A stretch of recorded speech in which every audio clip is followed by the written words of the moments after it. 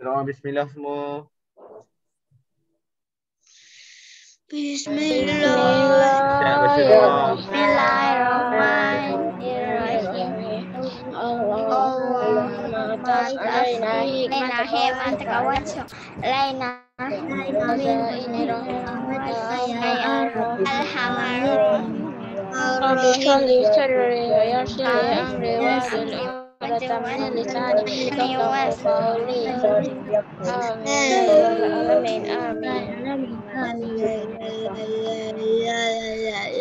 Okey. Bismillahirrahmanirrahim. Alhamdulillahirabbil alamin wassalatu wassalamu ala asyrafil anbiya'i wal mursalin wa ala alihi wa sahbihi ajma'in. Allahumma shalli ala sayyidina Muhammad al-Fatihah lima ughliqa wal khatimi lima sabaqa nasir haqqi wal hadi ila siratika haqqin wa huwa al-'aliyyul 'azim. Amma ba'd. Okey. Semua, Assalamualaikum warahmatullahi wabarakatuh. Hai, conteng dah. Tak ada mula apa lagi conteng dah.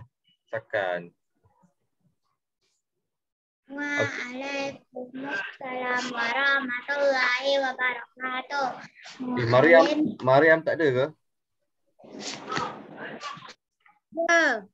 Ada, tak apa. Lama tak nampak Mariam. Okey. Minggu lepas, 2 minggu lepas kita dah belajar tajuk menepati janji. Hari ini kita akan belajar sambungan tajuk yang seterusnya, iaitu muka surat 32. Tajuk apa tu semua? Malu. Mim alif ma lam waw lu. Malu. Itu apa? Kita Omar Qayyum.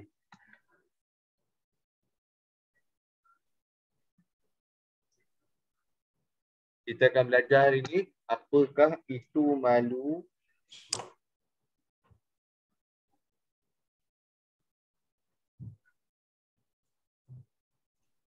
Kita akan belajar apakah Allah. Kita akan belajar ni tajuk apakah yang dimaksudkan dengan malu. Malu tu apa? Malu ni macam-macam bahagian. Malu ni dia terbahagi. Ada malu. Malu ni ada banyak bahagian dia. Hari kita akan belajar dia. Sekarang buka muka surat 32. Yang mana ada buku, tengok buku. Yang tak ada buku, tengok depan pun tak apa. Ikut kamu je. Okey, mula-mula malu. Apakah yang dimaksudkan dengan malu itu? Kalau bahasa Inggeris kita katakan apa? Shy kan? Shy. Okey, pengertian malu kalau bahasa Arab apa? Haya. Al-haya'u minal iman kan? Malu itu sebagian dari iman. Malu. Ni tajuk dia punya pengertian. Kita katakan pengertian, makna ataupun maksud, boleh juga pengertian. Malu ialah menahan diri daripada memperkatakan sesuatu yang keji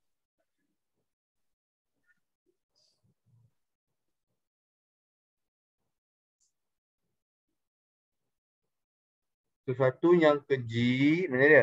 Dan menghindarkan diri daripada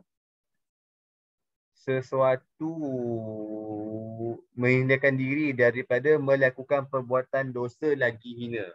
Ustaz ulang Malu ialah menahan diri daripada memperkatakan sesuatu yang keji dan menghindarkan diri daripada melakukan perbuatan dosa lagi hina. Yang tu yang dikatakan malu. Ingat, malu ni apa? Menahan diri daripada memperkatakan sesuatu. Contoh, dia menahan dirilah. Malu ni apa? Dia menahan diri daripada memperkatakan sesuatu. Atau dia nak kata apa-apa, dia segan. Yang keji. Dan menghindarkan diri daripada melakukan perbuatan dosa lagi hina. Ingat, malu ni apa?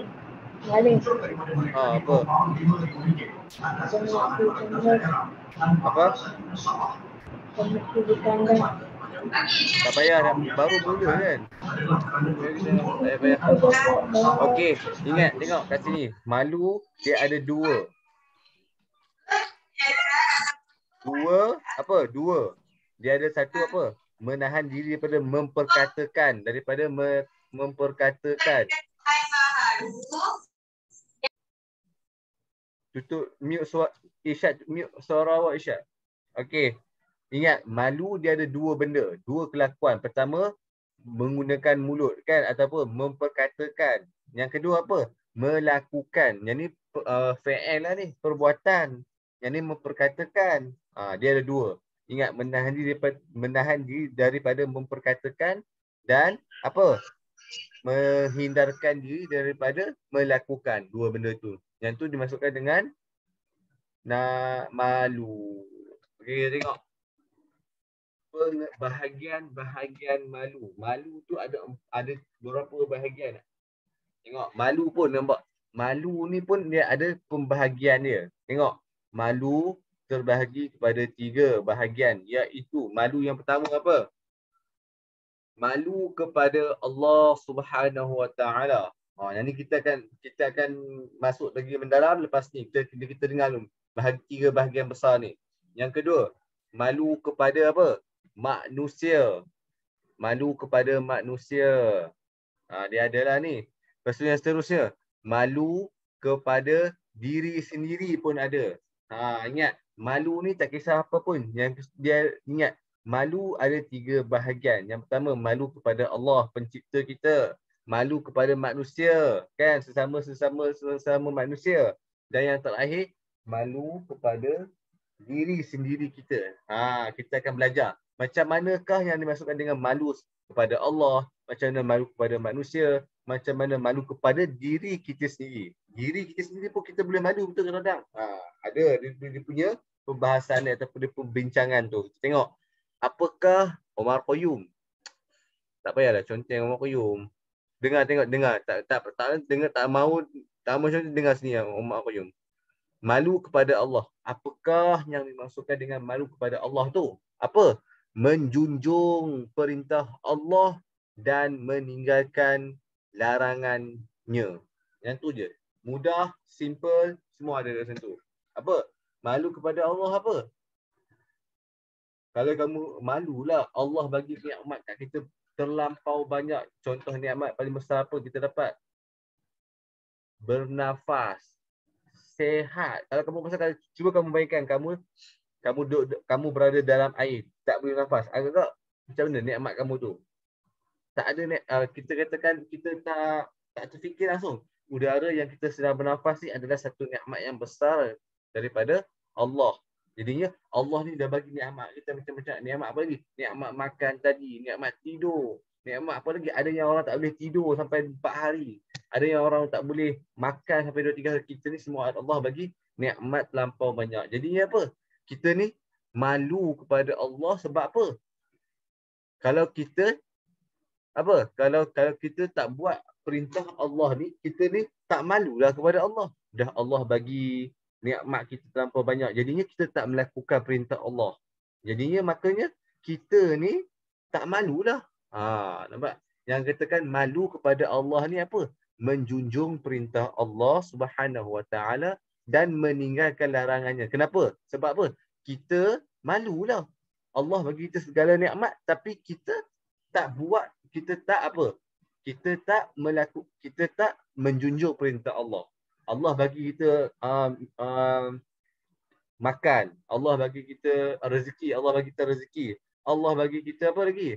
Allah bagi kita nikmat hidup. Tu antara nikmat-nikmat yang besarlah. Tapi kita ni tak bersyukur, tak malu kepada Allah, membuat perkara yang Allah larang. Yang tu kita katakan tak boleh dah macam tu kan. Sebab apa? Malu kepada Allah ni sebab kita apa? Kita menjunjung perintah Allah dengan siapa? Dengan atas nikmat-nikmat yang Allah berikan kepada kita. Sebab tu kita perlu malu kepada Allah. Contoh saya bagi kat awak macam ni. Kamu makan, kamu pergi rumah orang kan? Kan contoh. Kejap nak bagi contoh macam mana. Ni contohnya, kamu pergi rumah orang, kamu pergi rumah orang, kan? Kan kamu pergi rumah orang tapi kamu tak bawa apa-apa. Kamu rasa apa? Kamu pergi rumah jiran-jiran, kamu pergi rumah saudara jauh kamu kan. Kamu tak bawa makanan, kamu tak bawa barang-barang sikit. Jadinya kamu berasa apa? Itu sesama manusia. Kalau tambahan lagi lah apa? Pencipta kita kena berasa malu kepada Allah kita sebab apa? Nikmatnya Allah bagi kita terlampau banyak. Tak terkira, tak terhitung. Kita je yang tak perasan. Jadinya kita sebagai hamba Allah ni perlu ataupun mesti berasa malu kepada Allah dengan apa? Dengan menjunjung. Menjunjung ni apa? Melakukan perintah Allah dan meninggalkan larangan Allah. Yang tu je kita perlu yang tu dimasukkan dengan malu kepada Allah. Yang seterusnya, malu kepada manusia. Macam mana malu kepada manusia? Tidak menyakiti sesama. Ni contoh malu kepada manusia macam mana? Kita tidak boleh menyakiti. Menyakiti tak kisahlah fizikal ataupun mental. Masuk mental kat sini apa?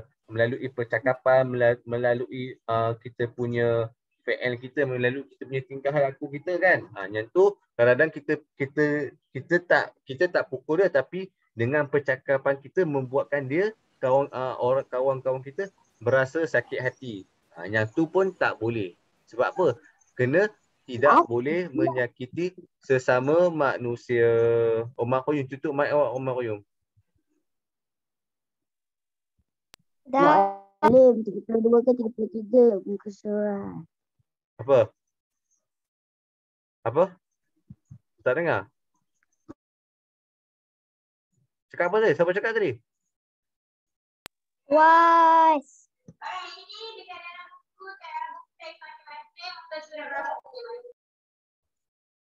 Okey, seterusnya. Yang dimasukkan malu kepada manusia. Yang kedua, tidak mengumpat sesama manusia. Ini jelas kata. Yang ni kita katakan melalui mental ataupun kita punya fikiran. Macam saya kata, kalau menyakiti manusia secara fizikal dengan cara menggunakan kaki, tangan, kepala ke apa ke, yang kedua ni tidak mengumpat. Mengumpat ni mengata, mengkutuk, apa lagi, mengkritik. Benda-benda yang menggunakan mulut ni tidak boleh juga. Sebab apa? Kita hendaklah berasa malu kepada manusia. Apa? Tak malu ke orang kita mengumpat orang? Kan? Dia macam apa? Boleh macam tu? Tak boleh. Yang seterusnya, berkelakuan sopan. Nak menunjukkan kata kita ni malu kepada manusia dengan apa? Dengan melakukan kelakuan yang sopan. Maksud kata macam ni lah. Kamu berkelakuan sopan lah. Contoh duduk dalam kelas, duduk betul-betul kan. Tak main dalam kelas, tak conteng ke apa. Yang tu berkelakuan sopan lah. Yang tu lah yang dimaksudkan dengan malu kepada manusia. Siapa yang tak siapa yang asyik conteng dalam kelas, siapa yang asyik bercakap dalam kelas, siapa yang asyik main dalam kelas tu, maksud dia apa? Dia tak malu kepada manusia. Dia apa? Dia tak malu lah. Yang tu dimasukkan dengan malu kepada manusia. Tiga-tiga ni benda penting. Yang pertama apa? Ustaz ulang, tidak menyakiti sesama manusia sama ada menggunakan mulut ataupun menggunakan tubuh badan kita. Yang kedua, tidak mengumpat, tidak mengata, tidak mengkritik, tidak apa-apalah, tidak yang menyakiti sesama manusia. Tidak mengumpat lah, tidak mengumpat, tidak kutuk lah. Yes, kita katakan tidak mengutuk sesama manusia. Tak kisahlah orang kita kenal ke, orang kita tak kenal ke, tak boleh semua tu. Sebab apa? Dia umum. Manusia ni bukan setakat orang kita kenal. Orang kita tak kenal pun tak boleh kutuk. Yang terakhir, berkelakuan sopan. Menunjukkan kita ni malu. Ada sifat malu. Sebab apa? Malu ini adalah sebahagian daripada iman. Kalau kita tak ada sifat malu, maka iman kita tak dipenuhi lah dengan iman. Yang tu je. Malu itu sebagai daripada iman kan. Kita akan belajar dia punya dalil-dalil dia pula. Okay, yang seterusnya. Malu. Yang ni kita perlu tahu ni. Malu kepada diri sendiri macam mana. Tadi kita malu kepada Allah. Malu kepada manusia. Dengan apa kita perlu buat apa. Kalau malu kepada Allah, kita kena buat apa. Menunjuk perintah Allah. Meninggalkan larangannya. Kalau malu kepada manusia, berkelakuan sopan contoh kan. Yang terakhir, malu kepada manusia macam mana? Tidak melakukan perkara yang dilarang di agama. Kita letak landasan ataupun kita letak batasan ke atas diri kita sendirilah. Contoh, kita ni diwajibkan solat. Jadinya kita kena solat lah. Kalau kita tak melakukan solat, maka masuk kata apa? Kita ni apa? Di kalangan orang-orang yang tak malulah. Tak malu kepada diri sendiri, tak malu kepada Allah atas nikmat yang Allah baginya. Macam-macam lah dia kait. Yang tu dikatakan kena apa? Tidak melakukan perkara yang dilarang agama. Tak kisahlah apa-apa pun kan. Tak merok apa? Mencuri ke, mengata ke. Benda-benda yang dilarang agama, kalau dia buat, maka masuk dia apa? Dia tak malu kepada diri sendiri. Yang kedua, menjaga maruah diri. Macam-macam lah menjaga diri. Dengan kalau nak menjaga maruah diri apa? Dengan berkelakuan sopan, menutup aurat, menjaga batasan pergaulan. Itu antara contoh-contoh untuk menjaga maruah diri. Yang terakhir, mendekatkan diri kita kepada Allah.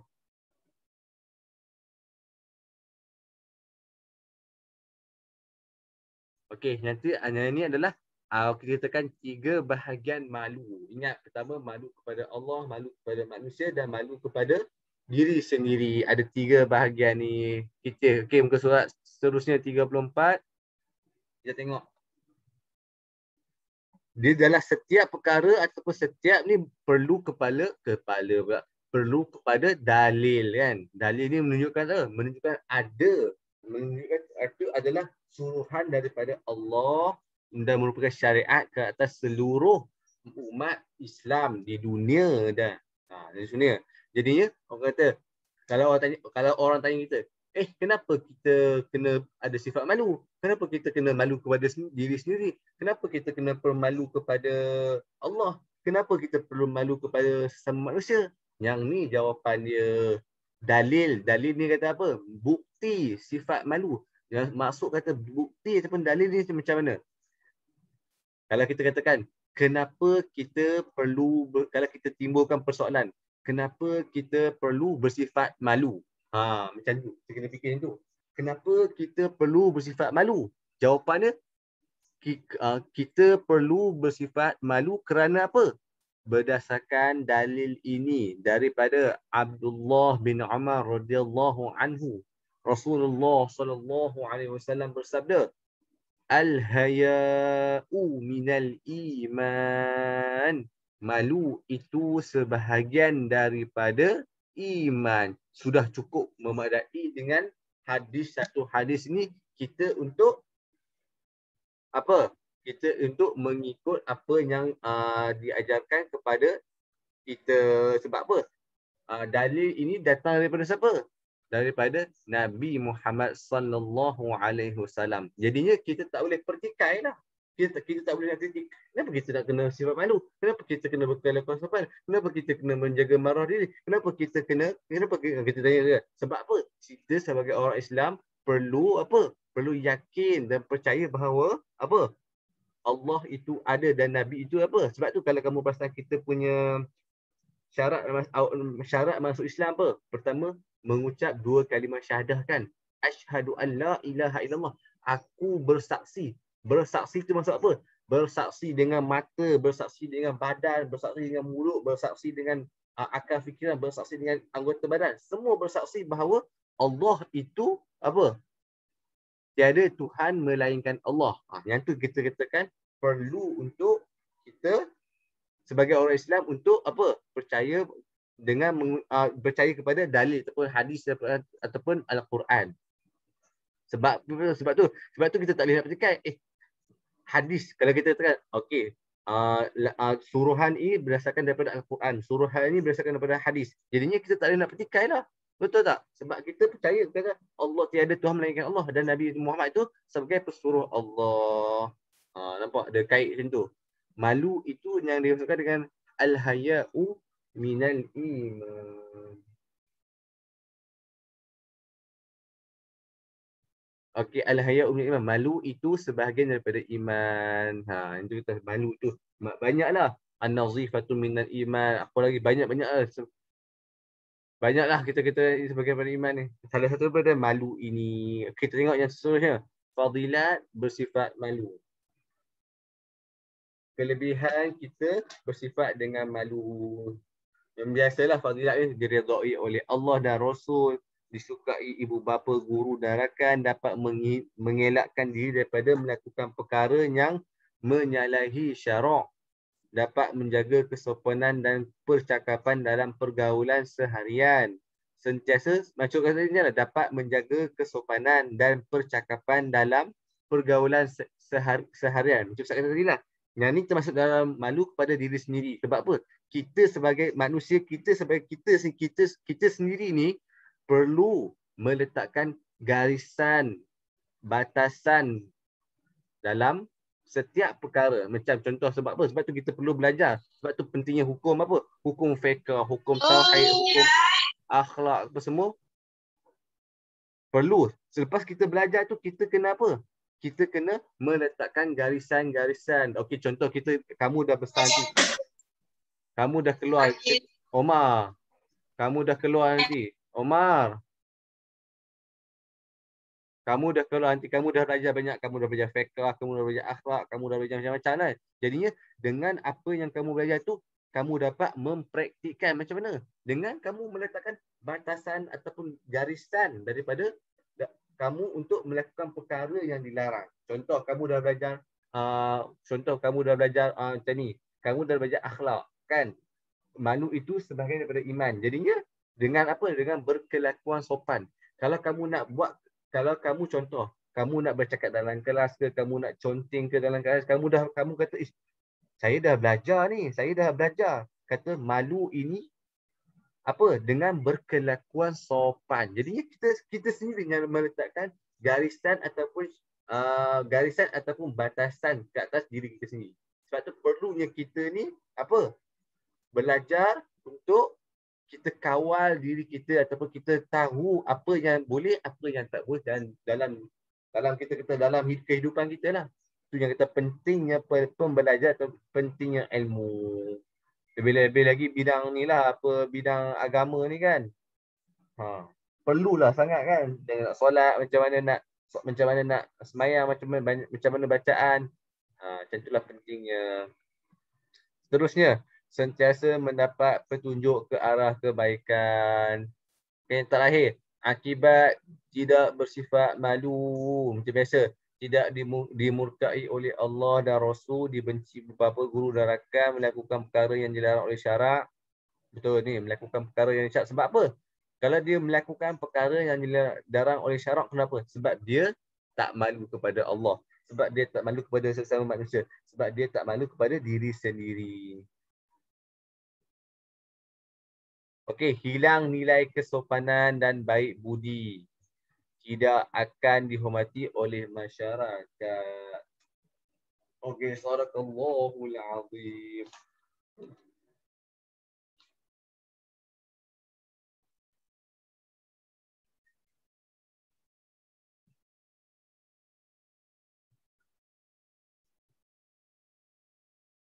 Okey, habis. Kita tengok dia punya kata hikmah ni. Amalkan. Jangan malu untuk masuk conteng terus no. Jangan malu untuk membuat kebaikan. Kalau kita nak membuat kebaikan, jangan sekali kita berasa malu. Contoh kita nak kutip sampah, kita jumpa sampah. Kutip lah, jangan malu, kutip. Kita fikir, lagi orang kata apa pula. Jangan fikir orang. Kita ambil sampah tu pergi buat. Itu adalah contoh-contoh lah kan. Okey, wallahu a'lam bisawab. Buka buku Siri Inovatif Akhlak, buku color pink tu. Buku latihan color fiqh akhlak color pink tu.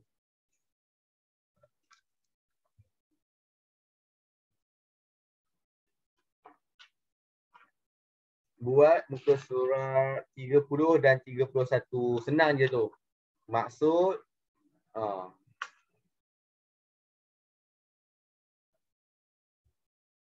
30 dengan 31. Dah siap ke? Belum. Esok lah hantar. Belajar kan? 30, 31. Okay, esok saya hantar. Hantar esok tak apa. Esok je. Nama saya. Auni ada ke tu? Auni siapa? Ada. Oh, tengok. Ini ada. Siapa tak ada ni? Afnan, Amal, Auni, Hanan, Hafiz, Isya, Olis, Ibarisha, Marisa. Okey, baca doa habis belajar. Bismillah. Bismillahirrahmanirrahim. Kama alaka faridu ilayya fi waqti hadzal wala tasir Wala